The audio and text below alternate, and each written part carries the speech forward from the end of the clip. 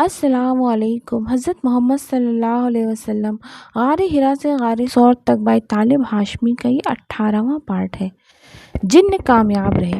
محمد صلی اللہ علیہ وسلم طائف سے واپس آ گئے ہیں اور اب مکہ کی راہ میں نخلا کے مقام پر ٹھہر گئے ہیں۔ طائف والوں کا ظلم و ستم پیچھے رہ گیا ہے، لیکن مکہ والوں کی چیرے دستیوں کا منہ کھولے نظر آ رہی ہے۔ قیام طائف کے دل روز داستانِ ہوا کے دوش پر مکہ پہنچ چکی ہیں۔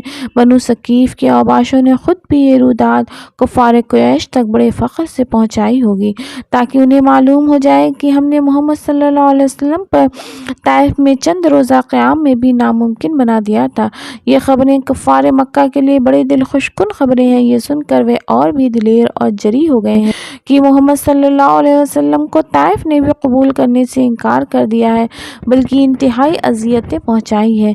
ان حالات میں محمد صلی اللہ علیہ وسلم مکہ واپس جانا ناممکن نہیں تو محال ضرور ہو گیا ہے۔ ذات کا دل ہو، قرآن مجید کا دل ہو، انسان کا دل ہو، تو ان تینوں دلوں سے آباد ہونے والی دنیا کی کیفیت الفاظ میں بیان نہیں کی جا سکتی۔ یہ تو واردات ہے، مشاہدہ ہے، ذاتی تجربہ ہے۔ اسے الفاظ کا جامہ کیسے پہنایا جا سکتا ہے، اور اگر اس کی کوشش بھی کی جائے تو پڑھنے والا اس سے کس طرح لطف اندوز ہو سکتا ہے، جبکہ اس کے جذبات اور احساسات نے اس کیفیت کا مزہ نہیں چکھا، جبکہ یہ واردات خود ان کے قلب و جگر پر نہیں گزری۔ یہ تو کر گزرنے کا کام ہے، سننے اور سمجھنے کا مقام نہیں ہے۔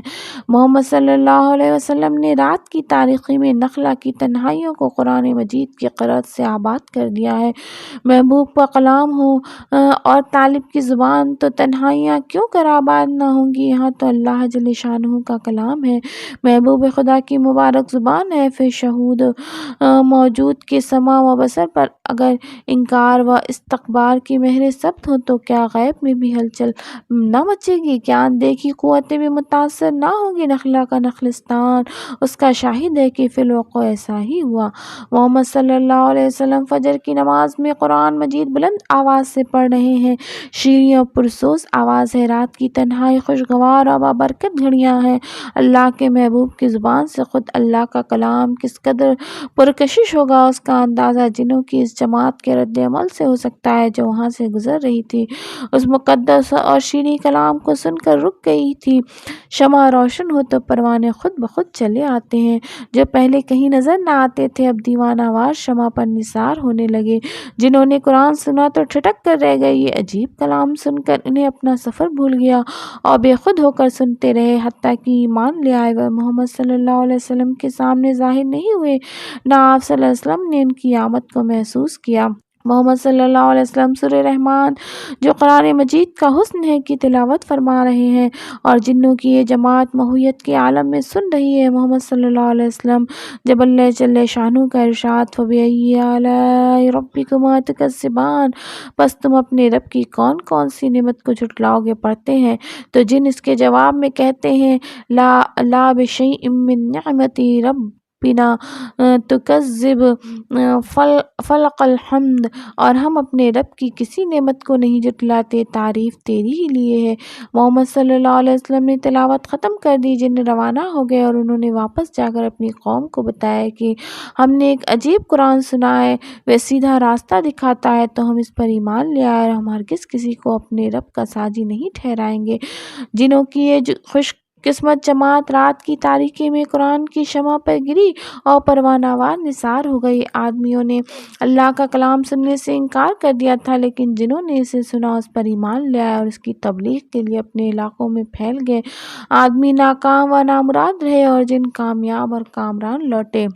محمد صلی اللہ علیہ وسلم اپنے جانثار رفیق زید بن حارثہ کے ساتھ نخلا سے مکہ کی طرف روانہ ہو رہے ہیں۔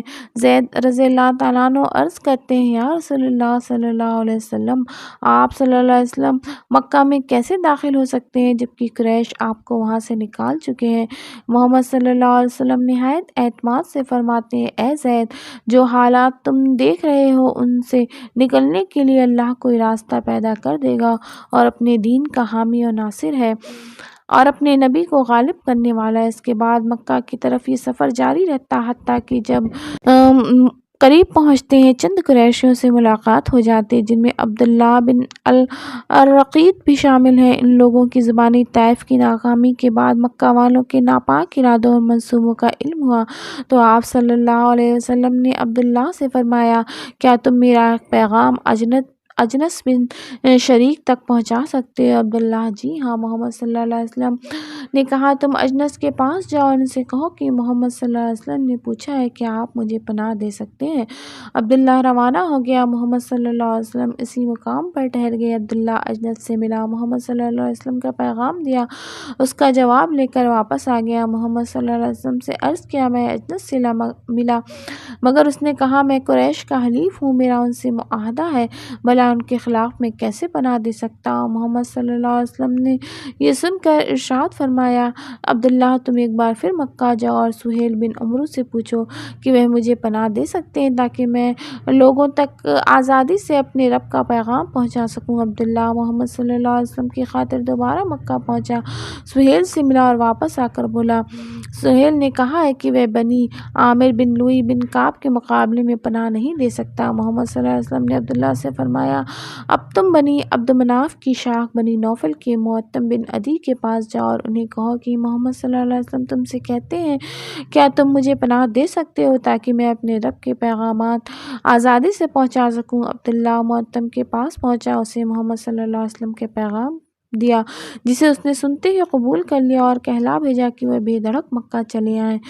اگلے دن صبح کی دل فریب و کافوری کا فضاؤں میں اہل مکہ نے بڑی حیرت سے دیکھا کہ محمد صلی اللہ علیہ وسلم مکہ میں داخل ہو رہے ہیں۔ معتم اونٹ پر سوار اعلان کر رہا ہے کہ میں نے محمد کو پناہ دی ہے، اور ارد گرد معتم کے بیٹے اور بھتیجے کمر سے تلواریں لٹکائے ہاتھوں میں نیزے لیے کعبے کی طرف چلے آ رہے ہیں۔ اس وقت قریش عموماً حرم کعبہ میں موجود ہوتے ہیں۔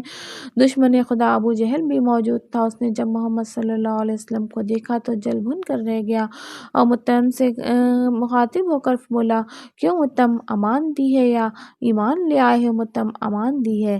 ابو جہل: جس کو تم نے امان دی اس کو ہم نے بھی امان دی۔ محمد صلی اللہ علیہ وسلم طواف کرنے لگے تو موقع پا کر ابو جہل نے آپ صلی اللہ علیہ وسلم پر فکرہ چست کرتے ہوئے ایک ہاشمی سے کہا، اے آل مناف، تمہارا نبی ہے یہ؟ عتبہ بن ربیع جو ہاشمی تھا لیکن مسلمان نہیں ہوا تھا، بے اختیار بول اٹھا، اگر ہم میں سے کوئی نبی ہو جائے یا کسی کو بادشاہت مل جائے تو اس میں جل مرنے کی بات ہی کون سی ہے؟ محمد صلی اللہ علیہ وسلم نے یہ بات سن لی اور عتبہ کے قریب آ کر فرمایا، تعجب ہے عتبہ، خدا اور رسول کے لیے تو غیرت نہ آئی لیکن اپنے لیے آ گئی۔ پھر ابو جہل سے مخاطب ہو کر فرمایا، تم بھی سن لو، وہ وقت بہت تیزی سے آ رہا ہے جب تم ہنسو گے کم اور رو گے زیادہ۔ پھر باقی قریشیوں سے فرمایا، سن لو، وہ دن دور نہیں جب تم ایک ہولناک انجام سے دوچار ہونے والے ہو۔ قریش تلملا کر رہ گئے، لیکن چونکہ محمد صلی اللہ علیہ وسلم کو معتم نے پناہ دے چکے تھے اس لیے وہ کچھ بھی نہ کر سکے۔ اب قریش سے آپ صلی اللہ علیہ وسلم کی توجہ ہٹ گئی اور آپ نے دوسرے قبیلوں کا رخ کیا، ان کے گھروں پر گئے، ان کی چوپالوں میں گئے، ان کی بستیوں اور بازاروں میں گئے، جا جا کر انہیں اللہ کی طرف بلایا، اپنے نبی ہونے کا یقین دلایا، ایمان لانے اور پیروی کرنے پر اکسایا، مدد کرنے اور ساتھ دینے پر ابھارا تاکہ آپ صلی اللہ علیہ وسلم اللہ کا پیغام پہنچا سکیں اور گمراہ انسانوں کو سیدھی راہ پر لگا سکیں۔